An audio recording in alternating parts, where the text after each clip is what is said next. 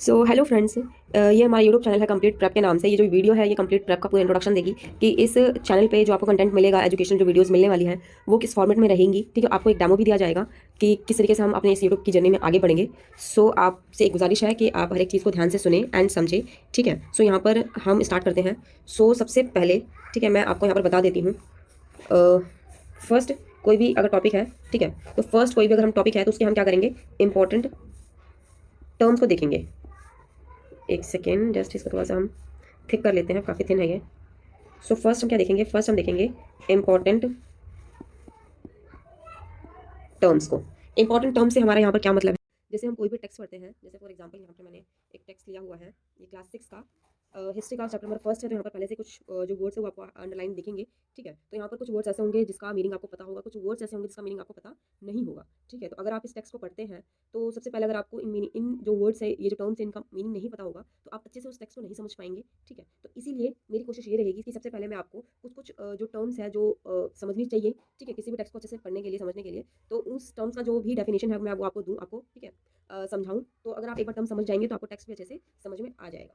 So first हम important terms देखेंगे। ठीक है, एंड सेकंड की बात करूँ मैं, तो सेकंड हम फिर देन अगर आपने ठीक है टर्म्स अच्छे से समझ लिए, देन हम मूव करेंगे कॉन्सेप्ट की तरफ। ठीक है, कि उस पर्टिकुलर टेक्स्ट में आखिर लिखा क्या है, ठीक है, उसको हम समझेंगे डिटेल में। ठीक है, देन उसको हम अच्छे से समझने के बाद थर्ड जो हमारा स्टेप रहेगा वो रहेगा प्रैक्टिस सेशन का। और ये सारी चीज़ें आपको एक ही वीडियो में मिल जाएंगी, जिसकी वजह से आपको इधर से उधर अदर वीडियो की जरूरत नहीं पड़ेगी। ठीक है, सो प्रैक्टिस होगी यहाँ पर एमसीक्यू के थ्रू।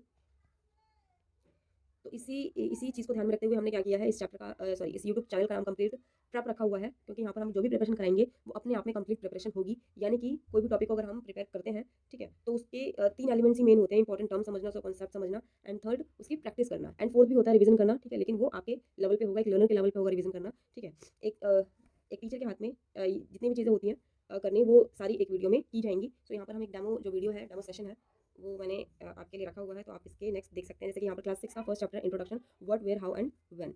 सो यहाँ पर अब हम सबसे पहले हम क्या करेंगे, सबसे पहले हम इसके कुछ कुछ टर्म्स हैं उसको समझेंगे। ठीक है, जैसे यहाँ पर एक टर्म आता है, जैसे कि हमारे टर्म आता है Hunter, हर्डर, farmers, rulers, merchants, priest, craft person, artist, musician, scientist.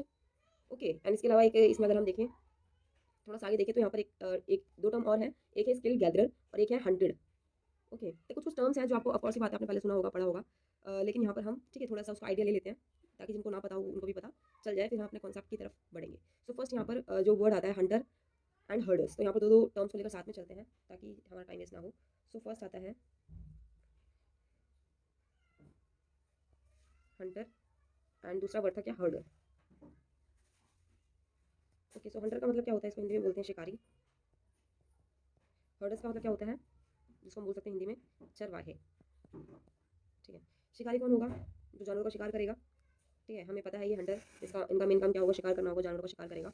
इसके अलावा जो हर्डर्स हैं, इनके पास क्या होंगे, अपने कैटल होंगे, जो क्या करेंगे, इधर प्लेस टू प्लेस जाकर घूमेंगे एंड अपने कैटल का पेट भरेंगे ताकि उनका भी पेट भर सके। ठीक है, तो हर्डर्स की डेफिनेशन थी ये। एंड नेक्स्ट जो है टर्म आता है, वो आता है फार्मर। तो हम सभी को पता है, ठीक है, यहीं पर मैं कर देती हूँ। ठीक है, फार्मर्स, तो फार्मर जो है, फार्मर तो हमें पता है किसान, किसान होता है। ठीक है, किसान के काम तो सभी को पता रहते हैं। सो इसमें समझाने वाला तो कुछ है नहीं। एंड रूलर्स, जो रूल करता है, रूलर्स कौन होता है, रूलर्स जो क्या करता है यहाँ पर, रूलर्स एंड देन मर्चेंट्स। तो इन दो टर्म को एक साथ ले लेते हैं हम, रूलर्स एंड दूसरा था मर्चेंट्स। ओके, रूलर्स का एक वर्ड से बनाइए, रूलर। तो रूलर क्या मतलब होता है, इसका काम क्या होता है, रूल करना। ठीक है, रूल करना कहाँ पे करेगा, किसके ऊपर रूल करेगा, रूल करेगा लोगों पे। ठीक है, किसी एरिया पे रूल करेगा। ठीक है, तो उसका रूलर का काम क्या होता है, रूल करना होता है लोगों पे, एरिया पे। ठीक है, जो भी जो रिसोर्सेज होते हैं हमारे, उन सभी पे क्या करता है, रूल करता है ये। ठीक है, मतलब ये सारी चीज़ें जो है वो इस रूलर की मानी जाती हैं। एंड देन जो है आता है मर्चेंट। मर्चेंट का मतलब होता है, उसको बोलते हैं व्यापारी।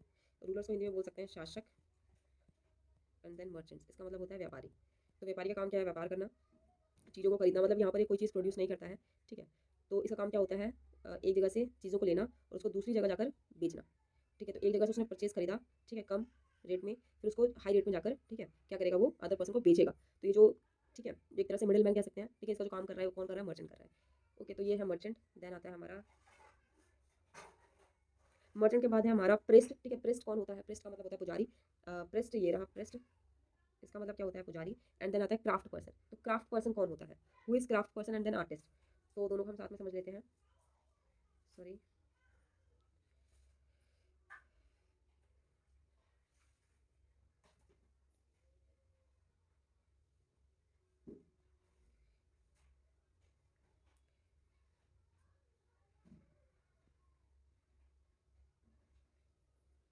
देन आता है हमारा क्राफ्ट पर्सन एंड देन हमारा आता है, ठीक है, पहले हम क्राफ्ट पर्सन की बात कर लेते हैं। क्राफ्ट पर्सन का मतलब, सॉरी, ऐसा कोई भी पर्सन जो किसी चीज़ को क्या कर रहा है, क्राफ्ट कर रहा है, उसको क्रिएट कर रहा है, ठीक है, क्रिएट कर रहा है। और वो कैसा है, क्रिएट कर रहा है, और वो भी क्या चीज़ है, क्रिएटिव है, ठीक है। ऐसी चीज़ें जो क्रिएट की जा रही है क्रिएटिव तरीके से, एक तरह से हम कह सकते हैं वो क्राफ्ट है। तो क्राफ्ट पर्सन जो क्राफ्ट को क्या कर रहा है, कोई भी चीज़ हो सकती है क्राफ्ट पर्सन में, ठीक है। कोई सोने का काम करता है, सोने का, नॉट स्लीपिंग, ठीक है, जैसे सुनार होता है, ठीक है, लोहार होता है, गोल्ड स्मिथ, ठीक है, ब्लैक स्मिथ होते हैं। तो कहीं ना कहीं एक क्राफ्ट पर्सन होते हैं जो कुछ ना कुछ क्राफ्ट कर रहे होते हैं, चीज़ों को बना रहे होते हैं। एंड देन आर्टिस्ट है, ठीक है, आर्टिस्ट जो आर्ट करते हैं, आर्ट का काम करते हैं। आर्टिस्ट, म्यूजिशियंस, ठीक है, म्यूजिक, साइंटिस्ट तो हमें पता ही है, ठीक है, साइंटिस्ट, वैज्ञानिक लोग। तो कुछ कुछ टर्म्स थी। देन आता है इसमें स्किल गैदर। स्किल गैदर्स का मतलब क्या होता है, हम ये देख लेते हैं। स्किल गैदर्स का मतलब क्या होता है, ठीक है। दो वर्ड से मिलकर बना हुआ है ये, ठीक है, कलर चेंज कर लेते हैं। तो दो वर्ड से ये मिलकर बना हुआ है, जैसे कि हम देख सकते हैं स्किल गैदर्स, एक है स्किल प्लस में गैदर्स। तो स्किल्ड का मतलब क्या होता है, तो स्किल्ड का मतलब होता है किसी चीज़ में जब हम क्या हो जाते हैं, बहुत ज़्यादा एक्सपीरियंस हो जाते हैं। स्किल्ड का मतलब हम कह सकते हैं एक्सपीरियंस, हमें किसी चीज़ का बहुत अच्छा नॉलेज है, तो इसका मतलब हम उस चीज़ में क्या है, स्किल्ड है। बट यहाँ पर स्किल्ड किस काम में है, गैदरिंग करने में। तो गैदरिंग करना, क्या गैदरिंग करना, फूड को गैदर करना। और फूड में क्या गैदर करना, फॉरेस्ट में जो भी फ्रूट्स हैं, ठीक है, जैसे यहाँ पे है फॉरेस्ट फ्रूट्स है, ठीक है, रूट्स है, फ्रूट्स है, या अदर कोई भी प्रोड्यूस है फूड्स, फूड के रूप में, वो क्या करना, जंगलों से इकट्ठा करना, उसे क्या बोलेंगे, स्किल गैदर्स। ये काम करने वालों को बोलेंगे स्किल गैदर, जो क्या कर रहे हैं, अपने फूड को इकट्ठा कर रहे हैं जंगलों से। एंड देन आता है कुछ ऐसे लोग थे जो क्या थे, जिन्होंने काम क्या किया, एनिमल्स को हंट करने का। तो उन्होंने बेसिकली काम क्या किया, एनिमल्स का शिकार किया, एंड फिर उसका यूज़ किया, भले ही वो अपने उसकी स्किन का, कौन सी बात है, स्किन का जो है कपड़े बनाने में, इसके अलावा कई चीज़ों में यूज़ होता है। उसका दूध हम यूज़ करते हैं, उसकी स्किन का यूज़ कर सकते हैं कपड़े फॉर्म करने में, ठीक है। तो काफ़ी एनिमल्स भी काफ़ी इंपॉर्टेंट एनिमल रहा करता था। देन हम बात कर लेते हैं, तो इसके बाद टर्म आता नहीं है तो हम इसको कर लेते हैं इरेज। तो देन अब चलेंगे, हमने कॉन्सेप्ट क्लियर, सॉरी, हमने क्या कर दिया, हमने टर्म्स को क्लियर कर दिया है। तो देन हम क्या करेंगे, हम अब कॉन्सेप्ट की तरफ चलते हैं। तो कॉन्सेप्ट हमारा कहता है, चैप्टर का इसका नेम है introduction what where how and when.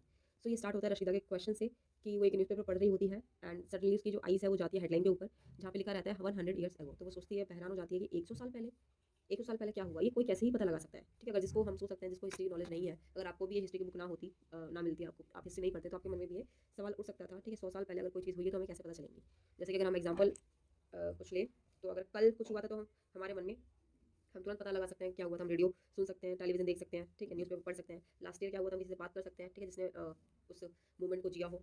And then लेकिन इतने साल पहले क्या हुआ था, वो कैसे हम पता लगाएंगे, तो उसके बारे में हम इस चैप्टर में देखने वाले हैं। सो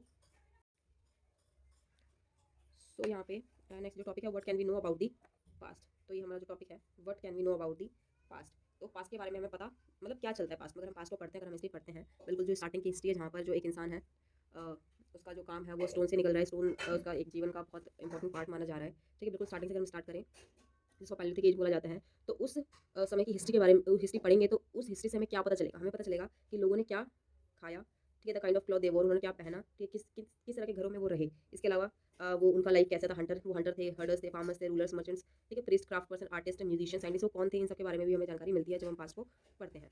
इसके अलावा बच्चे क्या गेम खेलते थे, कौन सी स्टोरी पढ़ते थे, क्या देखते थे, ठीक है, कौन से गाने गाते थे, ठीक है, तो ये सारी चीज़ें हमें पता चलती हैं। नेक्स्ट आता है कि वेयर डिड पीपल लिव। अब नेक्स्ट क्वेश्चन हमारा ये आता है कि आखिर जो लोग हैं वो कहाँ रहा करते थे। तो हमें जितने भी एविडेंसेस मिले हैं उसके बेस पे हम कह सकते हैं कि जो लोग हैं वो कहीं ना कहीं किसी बैंक्स ऑफ रिवर पे रहा करते थे। बैंक्स ऑफ रिवर का मतलब क्या है, कि रिवर का जो किनारा होता है, ठीक है, जो तट वाला एरिया होता है, उसी के पास रहा करते थे, क्योंकि उन्हें कई फायदे इसके मिल जाते थे, ठीक है। पानी, सोर्स ऑफ वाटर तो था ही, इसके अलावा जो चीज़ें हैं वो ग्रो कर पाते थे, ठीक है, जैसे चावल उगाना, कुछ भी जो उगाना है, जितने भी क्रॉप्स वो उगा सकते थे, ठीक है, उनकी लाइफ जो है आसान बन जाती थी। तो ज़्यादातर हमें जो सोर्सेज मिलते हैं वो हमें रिवर के पास ही मिलते हैं। तो यहाँ पर जो रिवर के आसपास जो भी हमें जो रिमेन्स मिलते हैं, ठीक है, वो हमें किस टाइप के लोगों के मिलते हैं, वो मिलते हैं हमें स्किल्ड गैदर्स के। किसके मिलते हैं हमें, स्किल्ड गैदर्स के। ऐसे पर्सन जो क्या करते हैं, अपने फूड को गैदर करने का काम करते हैं, ठीक है, और उनका जो वेल्थ है, ऐसे लोग जिनका काम क्या है गैदरिंग करना, गैदरिंग कहाँ से करेंगे, फॉरेस्ट से।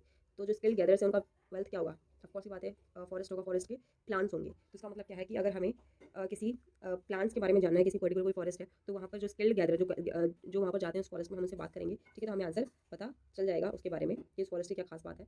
सो यहाँ पर जो स्किल्ड गैदर्स हैं वो उन लोगों को बोलते हैं जिन्होंने अपना फूड गैदर किया। इसके अलावा वो प्लांट्स के जो वेल्थ है उसके बारे में भी जानते हैं कि किस फॉरेस्ट में, किस प्लांट में मतलब कितना फ्रूट आया है, कितना फ्रूट नहीं है, ठीक है, क्या वहाँ की खास बातें हैं, क्या नहीं है, ठीक है। तो उन्होंने रूट्स को कलेक्ट किया, फ्रूट को कलेक्ट किया। इसके अलावा जितने भी फॉरेस्ट से जो प्रोड्यूस होते हैं, अपने लेवल पे जितना भी वो इकट्ठा कर सकते थे, जितना यूज़ कर सकते थे उन्होंने किया। इसके अलावा कुछ लोग ऐसे थे जिन्होंने क्या किया, एनिमल्स को हंट किया, ठीक है। तो एक फर्स्ट टाइप ऑफ जो लोग हैं वो कौन है, skilled gathers. Second type of लोग कौन है, हंटेड एनिमल, जिन्होंने क्या किया, एनिमल का शिकार किया। सो यहाँ पर एक टॉपिक आता है, टॉपिक नहीं, टॉपिक का पार्ट है कि लोग कहाँ रहते थे। तो यहाँ पर जो हमें एग्जांपल, हमें जो अवशेष मिलते हैं, जो रिमेन्स मिलते हैं, वो हमें हिल्स के आसपास मिलते हैं, ठीक है, क्योंकि हिल्स के आसपास ही रिवर स्टार्ट होती है। तो यहाँ पर एक नाम आता है सुलेमान एंड किरथार हिल्स का, ठीक है, एंड जो कि है नॉर्थ वेस्ट में, ठीक है, ये इंपॉर्टेंट है, नॉर्थ वेस्ट में है। एंड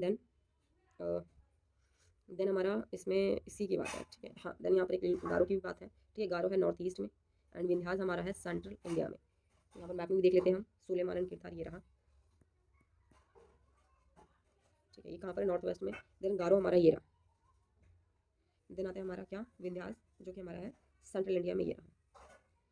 तो ये हमें याद रखने की जरूरत है। तो ये हमारा एक बेसिक कॉन्सेप्ट था, ठीक है। ये चैप्टर को हम अच्छे से करेंगे, हमारी जो नेक्स्ट वीडियो रहेंगी उसमें हम हिस्ट्री से स्टार्ट करेंगे। सो यहाँ पर अब नेक्स्ट हमारा स्टेप आता है क्वेश्चन करने का।